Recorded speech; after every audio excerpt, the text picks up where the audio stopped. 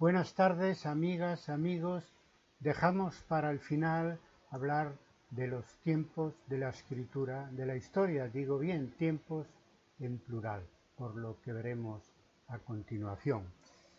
Hemos definido en el episodio 1 de esta serie de vídeos sobre qué es la historia, hemos definido la historia como la ciencia de los hombres en el tiempo. Es muy importante, como veis, hablar del tiempo cuando estamos hablando de la escritura de la historia. Después añadimos a lo de hombres, mujeres, es decir, historia de los hombres, de las mujeres, y al tiempo el medio natural, de manera que la definición completa sería la historia y la ciencia de los hombres y las mujeres en el tiempo y en el medio ambiente.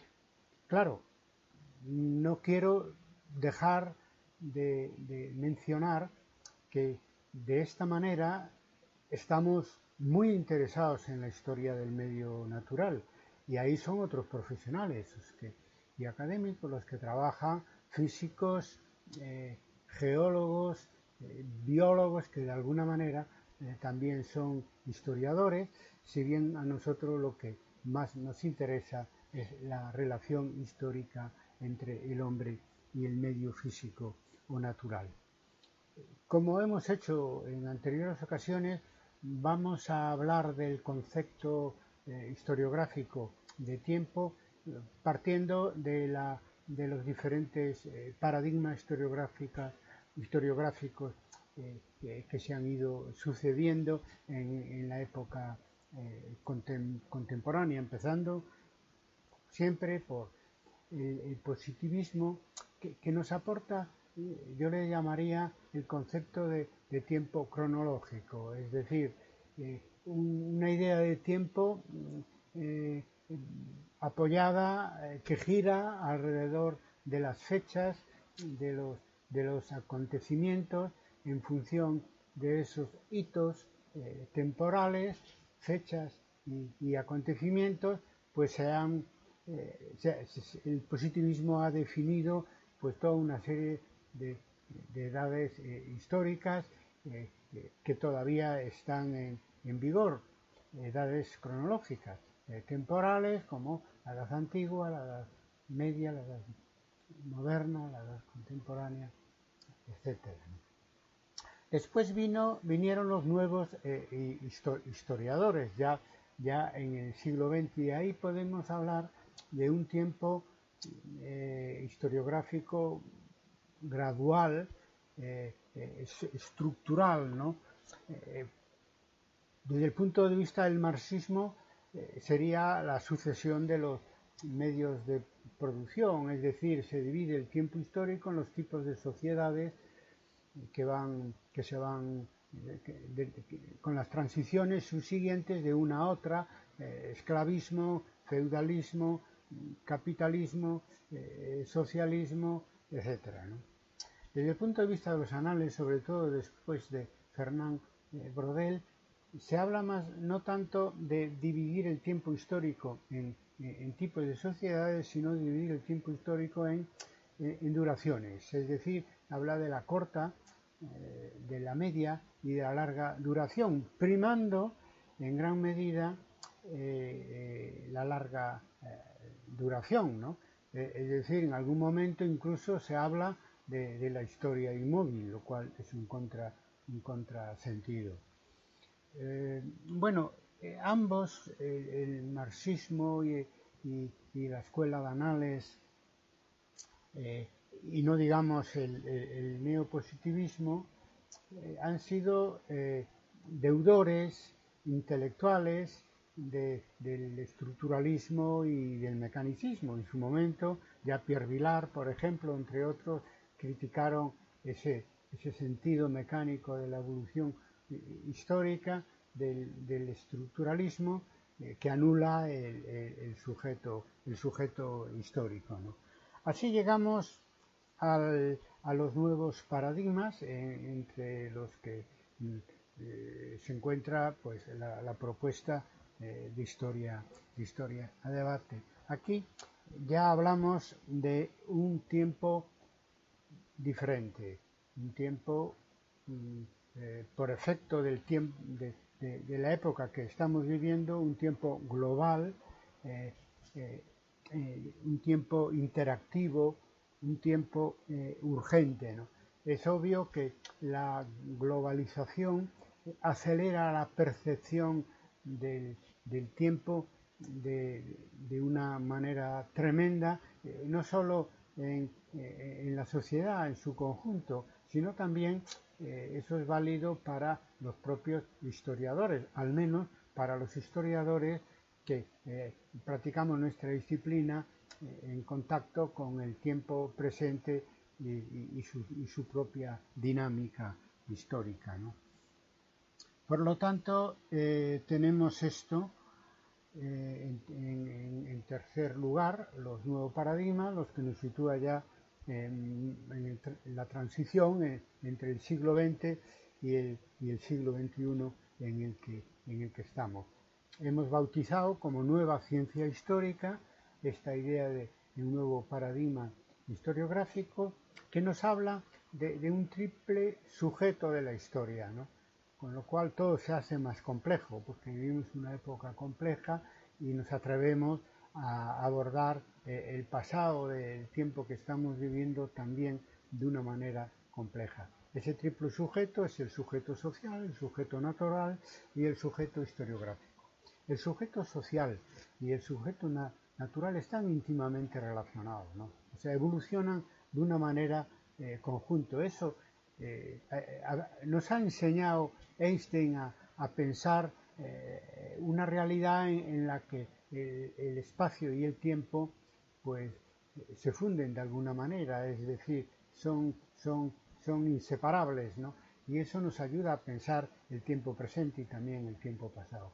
Por ejemplo, hablando de lo primero, con una óptica de historia inmediata, hoy en día, cuando se habla del fin de la pandemia, pues a veces se puede cometer el error de que como los países del antes llamado primer mundo, que ya estamos mayoritariamente vacunados y antes de que termine el año la vacunación probablemente llegue al 90% de la población, pues que la epidemia pues, de COVID-19 se ha acabado. Y como sabemos no es así, mientras no se vacune el mundo globalmente, hay otros países que están en unos porcentajes bajísimos de vacunación y la movilidad en esta época que vivimos es total y absoluta. Por lo tanto, no, ¿dónde está el tiempo lineal y mecánico de los historiadores del siglo XIX, incluso del siglo XX? Hoy no podemos hablar del tiempo sin hablar del espacio, ¿no? Que en este caso el ejemplo del fin de la pandemia es el espacio que se impone para decir cómo tiene que ser el tiempo, es decir, la duración de la pandemia, ¿verdad? Es obvio que estamos viviendo un momento en que una buena parte de la población mundial tiene una percepción milenarista de lo que está sucediendo, las epidemias, la crisis ecológica, y eso genera una impresión más o menos consciente, inconsciente, emotiva, en cualquiera de los casos, de que todo se acaba, ¿no? No es la primera vez en la historia que esto sucede, pero claro, no con estas dimensiones. Por ejemplo, se me ocurren como ejemplo tres momentos históricos donde esa sensación pudo estar, no como ahora, en todo presente en todo el mundo, en todo el planeta, no, pero sí en partes importantes del planeta Tierra. Por ejemplo, el fin de Roma en los siglos 4 y 5 de nuestra era, o el año 1000, el comienzo del siglo XII, o la amenaza de una guerra nuclear en el siglo XX. Hoy yo creo que estamos viviendo un momento así, apocalíptico de alguna manera, no solamente por el crecimiento inaudito de series de televisión y de cine de catástrofes y otros argumentos de tipo apocalíptico, sino porque es realidad el problema que estamos viviendo y da esa impresión de que no somos capaces de controlarlo, porque lo que está pasando, porque en el siglo XXI, a diferencia de los otros ejemplos que acabo de poner, la clave de esa sensación milenarista está en que la acción humana genera una reacción de la naturaleza de tipo catastrófico para la propia sociedad humana, ¿no? Se ha roto el equilibrio entre hombre y naturaleza de una manera aparentemente irreversible. Parece que lo más que podemos hacer es prepararnos para la próxima pandemia y que el cambio climático y otros efectos del deterioro medioambiental pues parece imparable, ¿no? Es decir, al menos hasta ahora no se han tomado medidas que puedan pensar que eso se pueda, ya no digo, digamos, remitir, sino que se pueda parar de alguna forma, ¿no? Por lo tanto, ahí tenemos esa situación tan peculiar. Perdonar porque no puedo evitar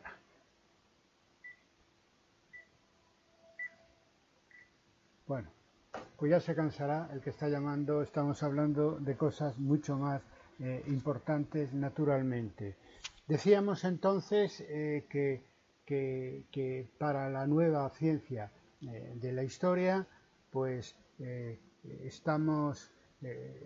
intervienen a la hora de su escritura pues tres sujetos históricos que se transforman en historiográficos: el sujeto social, el sujeto natural y el propio sujeto historiográfico. El historiador cuya primera reacción a este cambio de situación, a la imposición de este tiempo global e interactivo e inmediato, es eso, es incluir el pasado y el futuro en nuestro campo de acción y de investigación, es decir, como tema de investigación y de interpretación de la historia.